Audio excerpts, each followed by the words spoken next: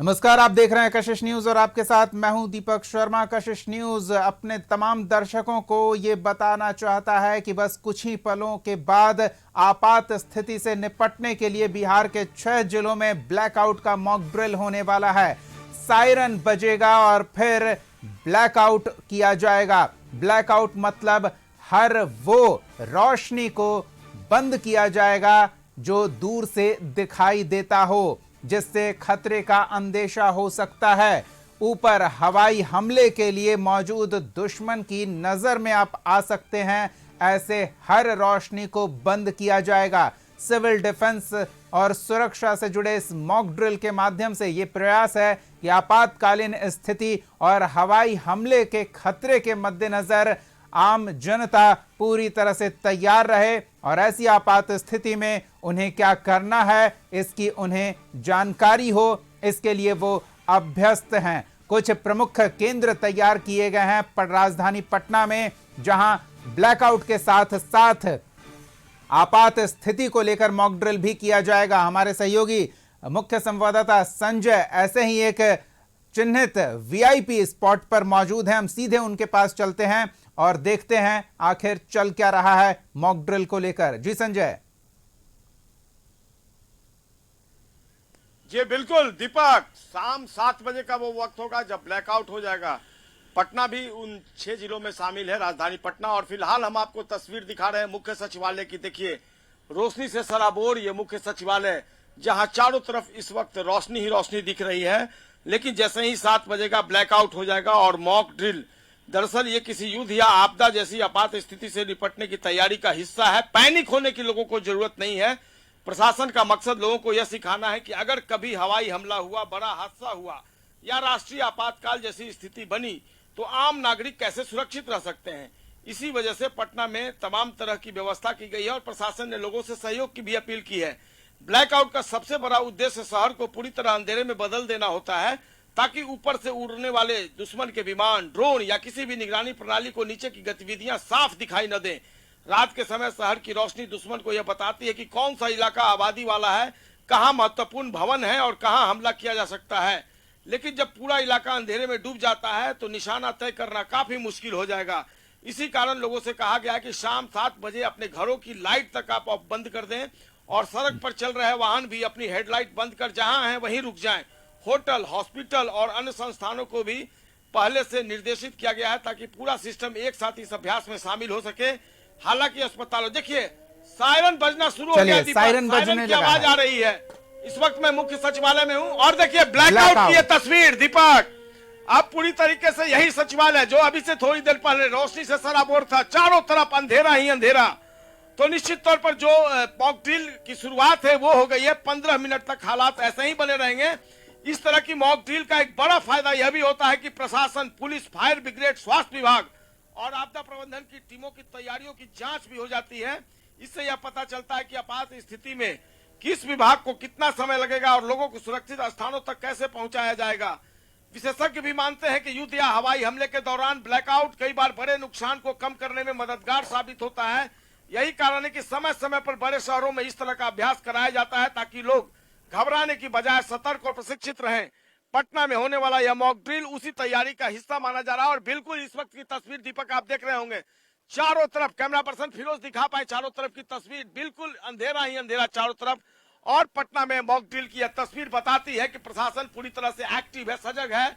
और लोगों को जिस तरीके से बताया गया था, लोग जो है अभी मैं देख पा रहा हूँ, हालांकि कई गाड़ियां अभी भी चल रही हैं लेकिन कई गाड़ियां रुक गई हैं और लोगों ने अपने हेडलाइट को भी ऑफ कर दिया। दीपक, तो बिल्कुल है संजय, आप बने रहे हमारे साथ। हम अपने दर्शकों को बस ये एक्सक्लूसिव पट्टी इसलिए दिखा रहे हैं कि वो समझ सकें कि ये स्क्रीन ब्लैक नहीं किया गया है, बल्कि स्क्रीन के सामने जो सचिवालय अभी आप एक पल पहले देख रहे थे वो ब्लैक हो जाने के कारण स्क्रीन ब्लैक हो चुका है। और ये एक्सक्लूसिव पट्टी के माध्यम से आप ये समझ सकते हैं कि वहां क्या चल रहा है।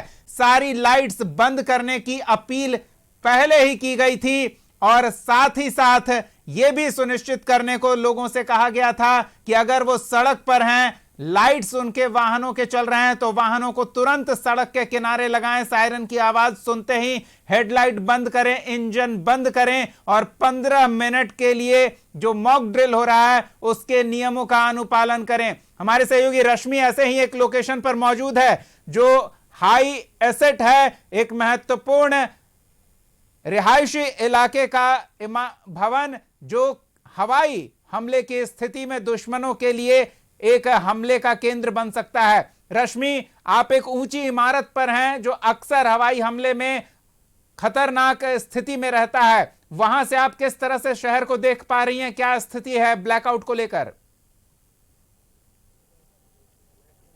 बिल्कुल दीपक, आपने सही कहा। ये टॉप व्यू हम आपको दिखा रहे हैं पटना का, और देखिए यहाँ जहां तक आपकी नजर जाएगी हर तरफ वो ब्लैकआउट का नजारा आपको देखने को मिलेगा, क्योंकि सरकार की तरफ से पहले ही इस बात की अपील की गई थी कि 7 बजे से लेकर 7:15 तक शहर को ब्लैकआउट किया जाएगा। और बिहार के 6 ऐसे जिले हैं जहां मॉक ड्रिल किया जा रहा है, जिसकी तैयारी पहले से ही की गई थी। और देखिए ये भी कोशिश है और ये भी अपील है, कशिश न्यूज भी ये कह रहा था कि इसमें पैनिक होने की जरूरत नहीं है, ये एक प्रक्रिया है और सुरक्षा दृष्टिकोण से ये मॉक ड्रिल किया जा रहा है। हमारे साथ विशेष संवाददाता राजीव रंजन भी मौजूद दीपक, और उनसे भी देखिए अब करूं तो इसे लेकर पहले से ही यानी प्री प्रिपरेशन जो है वो किया गया था, और ये अपील भी थी कि आम लोग, आम पब्लिक इसमें सहयोग करे, और ये होता हुआ भी नजर आ रहा है। जी देखिए, ये बहुत बड़ा पल है, और खास करके सुरक्षा दृष्टिकोण की बात की जाए, क्योंकि हाल के दिनों में आप देख लीजिए ईरान अमेरिका युद्ध हुआ,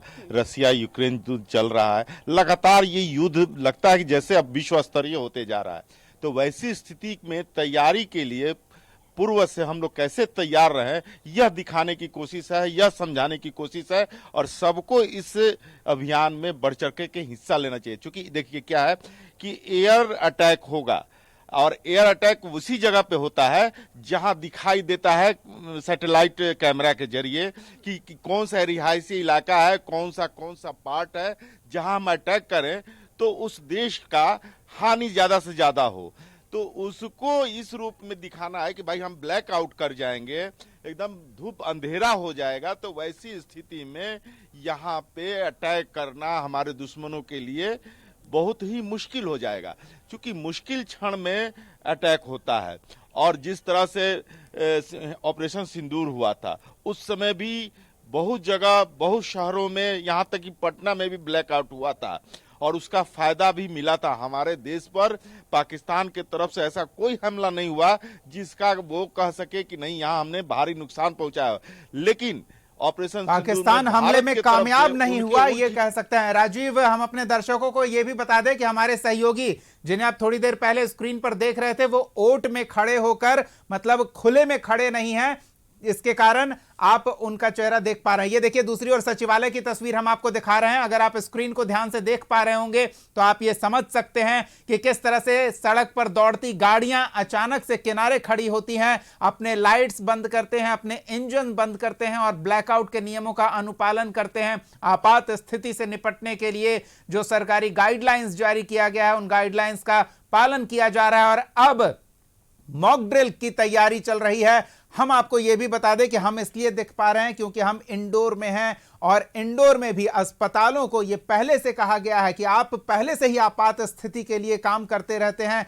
तो आप ब्लैकआउट इस हिसाब से करें कि बाहर कोई रोशनी ना दिखे, खिड़कियों पर मोटे पर्दे डालें ताकि बाहर यह पता ना चल सके कि अंदर हलचल है और वो एक टारगेट बन सके। तो हमारे सहयोगी रश्मि, राजीव रंजन और हमारे सहयोगी संजय तीनों मौके पर बने हुए हैं, ओट में हैं, ताकि कोई खुले से इस रोशनी को न देख पाए। संजय के पास चलते हैं। संजय, यह भी कहा गया था कि कुछ वीआईपी इलाकों में मॉक ड्रिल भी किया जाएगा कि अगर तमाम प्रयासों के बावजूद दुश्मन हम पर हमला करता है तो उस हमले की स्थिति में हम किस तरह की हरकत करें ताकि कम से कम जानमाल का नुकसान हो, उसकी भी तैयारी की जानी थी। उसको लेकर किस तरह हलचल है?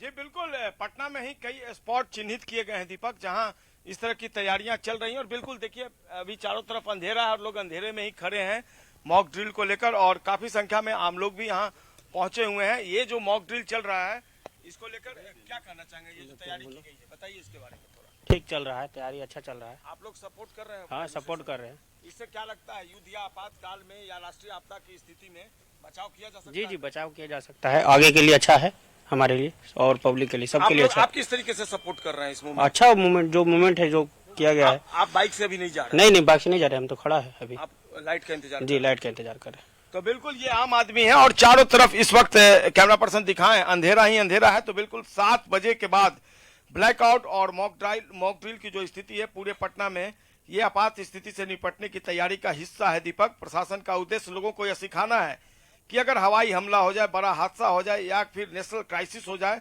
तो उस परिस्थिति में आम नागरिक किस तरीके से खुद को सुरक्षित रख सकते हैं। इसी को लेकर पटना के जिलाधिकारी त्यागराजन ने लोगों से सहयोग की अपील की थी और ब्लैकआउट का मुख्य उद्देश्य यही है कि शहर को पूरी तरह अंधेरे में बदलना है ताकि ऊपर से उड़ने वाले दुश्मन के विमान, ड्रोन या निगरानी प्रणाली से नीचे की कोई गतिविधि, कोई एक्टिविटी दिखाई न दे।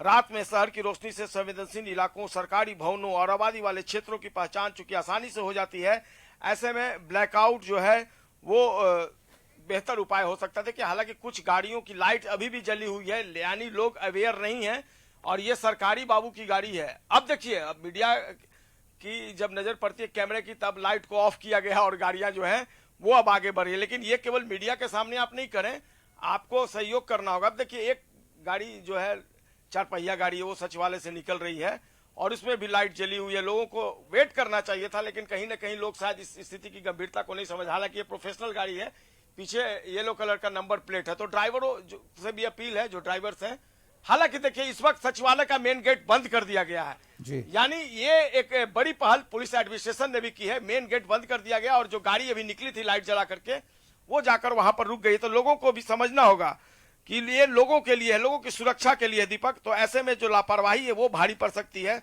सभी को सपोर्ट करना चाहिए। अब उस गाड़ी को रोक करके उसकी लाइट ऑफ कर दी थी। तो मैं बता रहा था कि लोगों से एडमिनिस्ट्रेशन की तरफ से, आपदा प्रबंधन विभाग से कहा गया है और बिल्कुल कई लोग जो है 90% सफल रहा है। कुछ लोग जो हैं वो परिस्थितियों को नहीं बिल्कुल, और हम मॉक ड्रिल इसीलिए कर रहे हैं संजय, ताकि ये 90% नहीं बल्कि 100% लोग अवेयर हो जाएं कि अगर एक बार खतरे का सायरन बजता है तो उसके बाद आपको क्या करना है। सरकार क्या करेगी वो तो सरकार के हाथ की चीज है, लेकिन आम नागरिक सायरन बजने यानी कि आपात स्थिति की घोषणा होने के साथ ही किस तरह की हरकत करे, इसके लिए वो पहले से ट्रेंड हों, तैयार हों, ताकि इस तरह की जो लापरवाही अब हमारे सहयोगी संजय दिखा रहे थे कि एक मूवमेंट अभी भी हो रही थे कई 4 पहिया वाहनों के लाइट्स जलाकर, लेकिन उन्हें वहां जानकारी दी गई तो उस 4 पहिया वाहन के चालक ने अपने वाहन को साइड में लगाया, लाइट्स ऑफ की और इंजन बंद किया,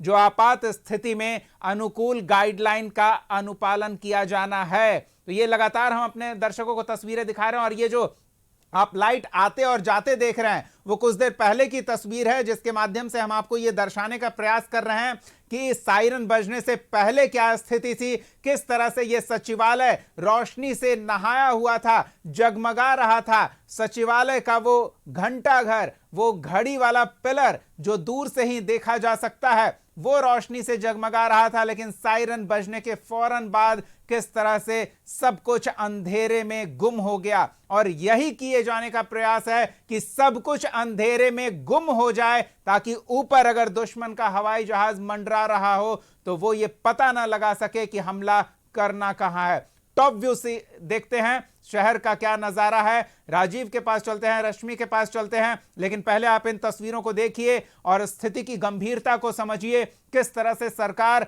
आपको तैयार कर रही है आपकी सुरक्षा सुनिश्चित करने के लिए, तो आपका सहयोग भी अपेक्षित है। पूरी तरह से सहयोग सरकार के इस नियमन का करना चाहिए, क्योंकि ऐसे में आपकी सुरक्षा को प्राथमिकता देकर ये स्थिति तैयार की जा रही है। और आप देख पा रहे हैं किस तरह से सायरन से पहले सचिवालय रोशनी से नहाया हुआ है और सायरन बजते ही सचिवालय अंधेरे में गुम हो गया। और ऐसा गुम हुआ कि मकसद पूरा हो रहा है कि अगर दुश्मन नजर बनाने की कोशिश करेगा तो वो नजर कुछ नहीं आएगा, ये सुनिश्चित किया जाएगा। हालांकि कुछ दिन पहले बिहार को आपने वैश्विक मानचित्र पर जगमगाते देखा था। अंतरिक्ष से ली गई तस्वीर में बिहार की राजधानी और आसपास का इलाका रोशनी से नहाया हुआ था, लेकिन मॉक ड्रिल इसीलिए ताकि कुछ नजर ना आए। एक छोटा सा ब्रेक, खबरों का सिलसिला जारी रहेगा, बने रहिए हमारे साथ।